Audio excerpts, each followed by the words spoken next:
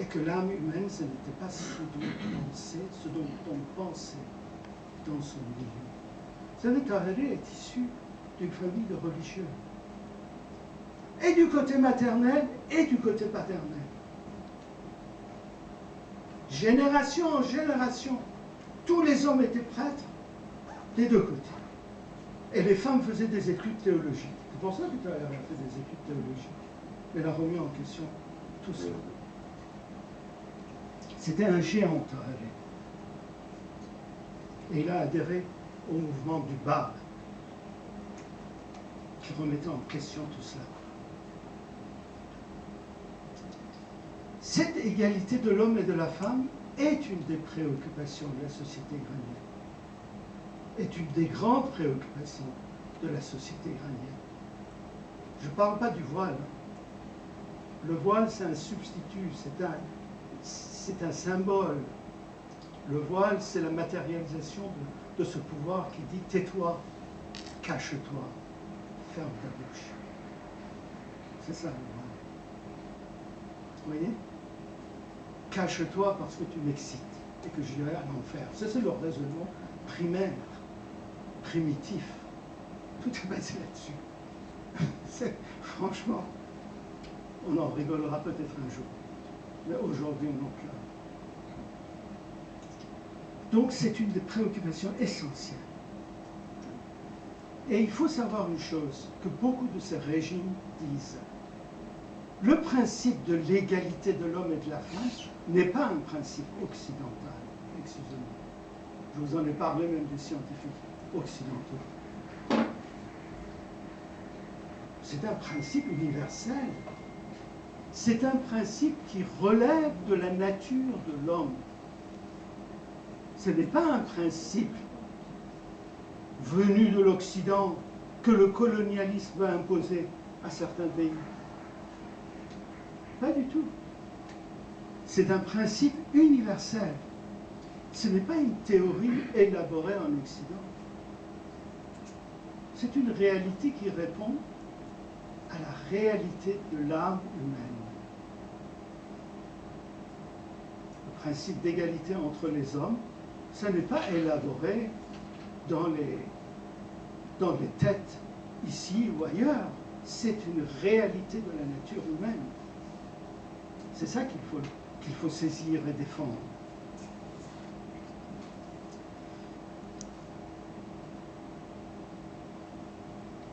Cette égalité est une nécessité fondamentale pour le progrès de chaque pays. C'est l'image que je vous en ai parlé tout à l'heure. Pas de chaque pays, mais aussi de la civilisation humaine. Tant qu'on n'aura pas accepté l'égalité, le principe de l'égalité, sans embâche, et qu'on l'ait appliqué, parce que là, on verra, le problème n'est pas si simple. C'est un problème difficile, à commencer par moi-même. C'est un problème très difficile. Ce n'est pas un problème simple. Il n'y aura pas de véritable progrès. Il n'y aura pas de paix universelle. Comment voulez-vous établir la paix lorsque vous n'acceptez pas l'égalité? Il y a une absence de guerre, bien sûr. Il n'y a peut-être pas de conflit, mais il n'y a pas ce qu'on appelle la paix.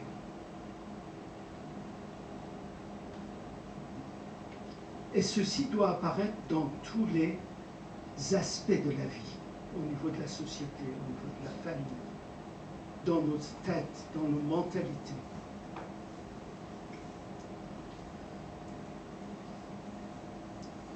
Il faut le refléter en quelque sorte dans la vie familiale et dans la vie de la société.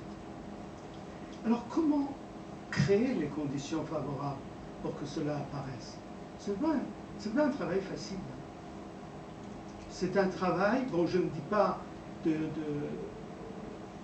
parce qu'il faut travailler contre sa propre, je dirais, ses propres stéréotypes et ses propres habitudes. Vous voyez, il faut travailler contre ses propres habitudes. Donc, il n'y a rien de plus douloureux que de se transformer. Il n'y a pas rien de plus exaltant que de se transformer, et rien de plus douloureux que de se transformer. Pourquoi on n'arrive pas à résoudre les problèmes écologiques et que ça s'aggravera, et on dit ça s'aggravera, et encore s'aggravera, parce qu'on refuse de transformer notre mode de vie. Tout le monde est d'accord sur tout. Mais au moment où on vous dit, il faut faire ça, ah non. C'est aussi simple que ça. Hein. C'est aussi simple que ça. Ah, moi, je ne pourrais pas. Je ne peux pas me passer de mes, par exemple, de mes 300 grammes de steak par jour. Je ne peux pas me passer de... Vous voyez, la transformation est quelque chose d'extrêmement dur, extrêmement difficile, extrêmement long. Donc, comment agir pour créer ces conditions? Et quel processus il faudrait engager pour que ces transformations puissent se faire? Alors, j'ai mis en premier lieu le rôle de l'éducation. Là, c'est évident. Le rôle de l'éducation, qui est en fait une force de transformation. Et cette éducation doit promouvoir l'égalité entre les hommes et les femmes. Et vous savez, il y a un exemple, j'en parlerai tout à l'heure, lorsqu'on parle des obstacles culturels, c'est les stéréotypes qu'on utilise par exemple dans les écoles pour cantonner certains dans certains rôles. Et on sait quel effort la République islamique a fait pour adapter tous les livres. Ça, il y a des spécialistes qui en ont parlé, pour faire en sorte que ces images de supériorité de l'homme apparaissent même dans les livres de mathématiques. Vous voyez, c'est quelque chose de très très intéressant de voir quel effort ils ont fait pour ça. Bon, de toute manière, la première chose, c'est l'accès égal des hommes et des femmes à l'éducation. C'est quelque chose d'acquis dans beaucoup d'endroits du monde, mais pas partout, c'est évident. C'est la femme en général qui est sacrifiée, c'est l'homme qui est préféré de faire des études plus longues, si on ne peut pas assumer des études du garçon et de la fille, c'est en général. Alors que Abdul Baha, dont je parlais, il disait qu'il vaut mieux privilégier la fille, parce que c'est la fille qui est la première éducatrice des enfants. Imaginez une femme bourrée de préjugés. Lorsqu'il a ancré ces préjugés dans les 6 mois, 1 an, 2 ans, 3 ans, dans la tête de son enfant, vous savez combien d'années ça dure? 90 ans. Parce qu'il les aura toujours. Il luttera contre le jour où il s'apercevra que c'est ridicule. Mais il les aura toujours. Il les aura toujours. Donc le rôle de l'éducation, et particulièrement le rôle de la mère, est fondamental ici. Donc cet accès égal des femmes et des hommes à l'éducation. Et l'éducation morale et académique. Pas seulement l'éducation académique. L'éducation morale est fondamentale parce que le problème d'égalité, c'est un problème moral, c'est un problème de justice. Et la justice, c'est un attribut, c'est pas un attribut matériel, c'est un attribut spirituel de l'homme. L'aspiration à la justice vient de la nature spirituelle de l'homme. Vous voyez? Pourquoi on aspire à la justice? Parce que c'est dans notre nature humaine que d'aspirer à la justice. Vous voyez? Donc ça, c'est fondamental. Le rôle de la famille est fondamental. Et je passe rapidement parce que la famille, vous savez, on s'imagine que la démocratie vient comme ça. Mais dans les familles, dans certains pays, 80%, enfin, je donne un chiffre comme ça, et une grande partie des familles ont des pères dictateurs.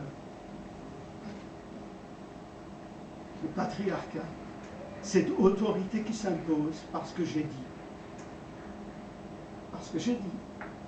Tu écoutes, j'ai dit. Il n'y a pas de dialogue.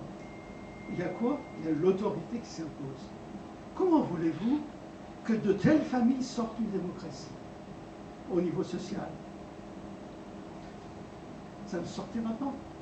Vous savez, lorsqu'on plante du blé, il y a du blé qui sort. Si on met de l'avoine, c'est de l'avoine. Donc le rôle de la famille est fondamental. Et le concept de la famille doit être révisé, revu, bâti sur l'égalité entre hommes et femmes. C'est fondamental. Cette réforme du concept de la famille. Et effectivement, ne considérer une famille que lorsque l'homme et la femme se considèrent de manière égale. Se considèrent, se respectent et se considèrent de manière égale. Et évidemment, si au sein de la famille cette égalité n'est pas reconnue, comment voulez-vous que la femme soit reconnue dans la société? Elle ne le sera jamais. Il ne faut pas s'étonner. Et on a beau écrire une très belle constitution, ça ne sera pas appliqué parce qu'on est loin de ça.